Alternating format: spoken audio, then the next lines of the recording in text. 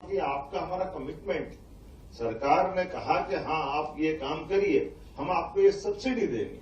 ये हमारा और आपका ये परस्पर कमिटमेंट है, हमारा आपका ये स्फूर्त एक व्यवहार है। उस व्यवहार पे हमको खरे उतरना है। इसलिए जब हमको कोई काम करना है तो फिर हमको हमारी स्पष्टता के साथ पारदर्शिता के आधार, मुझे इस बात की प्रसन्नता है, ये माननीय प्रधानमंत्री के नेतृत्व में 2014 उनकी सरकार बनी मई में, और 3 महीने के अंदर उनने जनधन खाते स्थापित करके जिसका हक उसके खाते तक पहुंचाने का जो संकल्प लिया था, पूरे देश की इकोनॉमी बदली। आज की स्थिति में वही सारी चीजें हैं कि हम हरेक का हक उसके पास पहुंचाएं।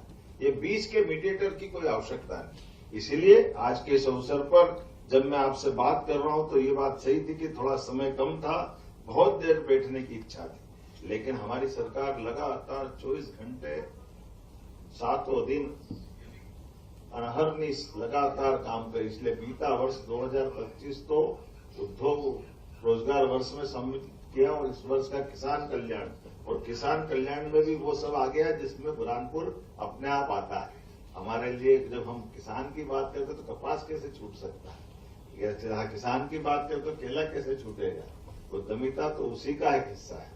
इस नाते से मैं बोल सकता हूं कि कल ही कैबिनेट में हमने अपने लिए, भारत सरकार ने एक व्यापारी कल्याण बोर्ड की प्रदेश स्तर की बात करी, और ये जिला स्तर तक आएगा, जिसमें सभी प्रकार के कामों को प्रोत्साहन देने के लिए उस बोर्ड की भी स्थापना के बाद उसकी मदद भी मिलेगी।